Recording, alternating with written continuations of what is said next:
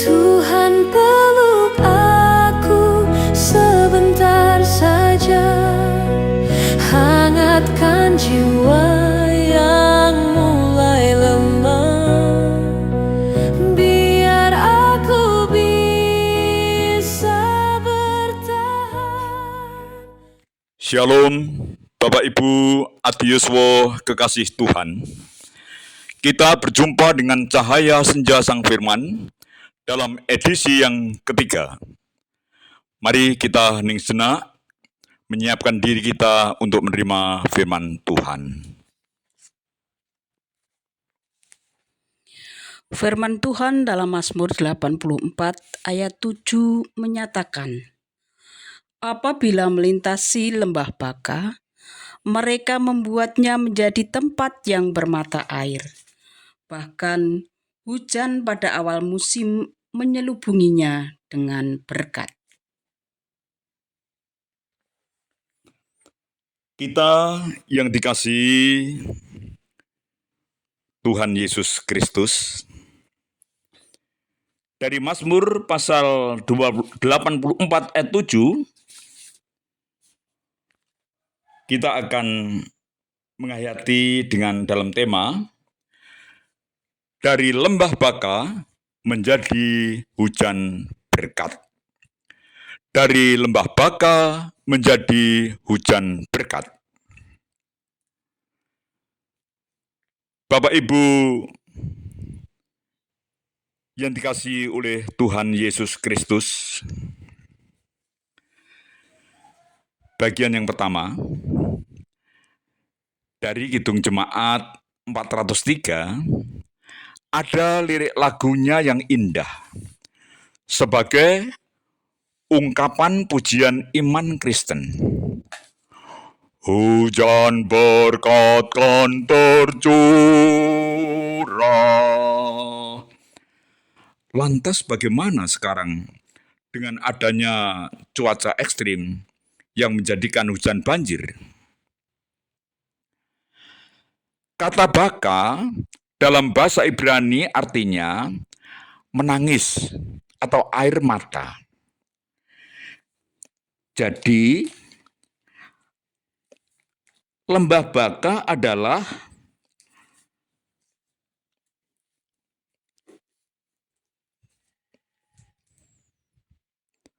lembah air mata.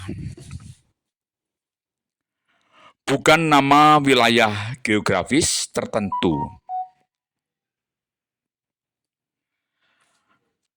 Lembah Baka bukan tempat di peta, tetapi tempat di perjalanan jiwa. Mazmur 84 ayat 7 memakai lembah Baka sebagai metafora perjalanan hidup penuh penderitaan yang diubahkan Tuhan menjadi sumber berkat. Bagian yang kedua. Hidup memang tidak selalu berjalan di jalan yang mulus. Ada saat-saat kita melewati apa yang disebut Alkitab sebagai lembah Baka. Lembah penuh air mata dan penderitaan. Tetapi Mazmur 84 ayat 7 memberi pengharapan.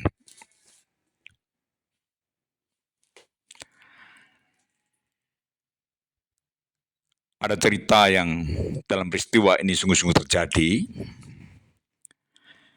Ketika pandemi COVID-19 baru merebak, banyak orang hidup dalam ketakutan. Rumah sakit penuh, ambulan meraung siang malam, dan kampung-kampung lengang karena orang takut bergaul. Dalam masa itu, seorang bapak majelis gereja mengalami suasana berada dalam lembah Baka. Berada dalam suasana tangisan air mata dalam hidupnya. dia terpapar COVID-19. Dirawat, diisolasi, dan nyawanya sempat berada di ujung tanduk. Dalam kesendirian ruang isolasi, hanya Tuhan yang menjadi teman setianya. Disitulah ia menyadari hidup adalah berkat dan anugerah. Bagian yang ketiga. Setelah dinyatakan sembuh, ia pulang dengan hati yang penuh syukur. Namun ketika kampungnya diliputi ketakutan, ia melihat sesuatu yang mengguncang batinnya. Seorang tetangganya meninggal, tetapi tidak ada yang berani membantu memakamkan. Orang-orang menutup pintu, bahkan keluarga almarhum kebingungan. Saat itulah air mata berubah menjadi mata air berkat. Dengan iman yang tulus, Bapak Majelis itu berkata dalam hati, "Aku pernah ditolong Tuhan Yesus dari maut, maka aku harus menolong sesamaku." Kemudian bersama beberapa orang terdekat, ia mengambil cangkul dan menggali kubur tetangganya sendiri, lalu memakamkannya dengan hormat. Tidak berhenti di situ, ia kemudian memutuskan menjadi relawan COVID. Malam maupun siang hari, ia menjemput jenazah dari rumah sakit dan langsung memakamkan. Pagi hari, ia menggali kubur. Hari berikutnya, ia mengantar tabung oksigen bagi yang isolasi mandiri. Tidak peduli hujan panas atau resiko terpapar COVID lagi, ia terus berjalan melayani.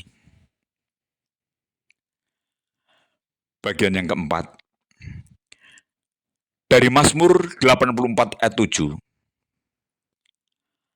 Ada penghayatan. Bagaimana air mata bisa berubah menjadi berkat? Peristiwa karya kasih Tuhan Yesus Kristus yang menyelamatkan hidupnya dari lembah baka sakit, nyaris mati karena COVID. Dipulihkan Tuhan. Pertobatan hati disadari bahwa hidup sebagai anugerah menumbuhkan kerendahan hati.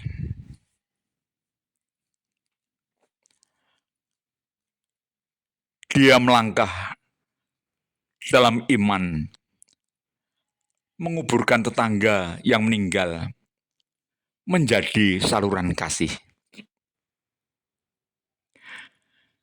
Dengan kesetiaannya, menjadi relawan kemanusiaan, menabur berkat. Dari lembah air mata, diubahnya oleh Tuhan menjadi hujan berkat. Keluarga diberkati, masyarakat dan pemerintah memberikan piagam penghargaan, dan nama Tuhan Yesus Kristus dimuliakan atas pelayanannya. Bagian yang kelima. Aplikasi untuk Bapak Ibu Adiyuswo. Jangan menyerah saat berada di lembah air mata. Tuhan sedang memproses iman kita menjadi bermakna. Jangan hanya mencari berkat. Jadilah berkat. Maka berkat akan mendatangi hidupmu. Usia boleh senja,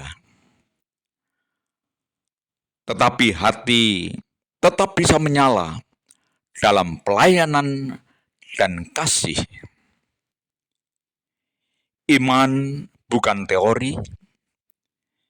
Iman adalah tindakan yang nyata untuk memuliakan Tuhan Yesus Kristus. Gusti nunggil kita ati yuswa. Marilah kita bersama-sama menyatu di dalam doa.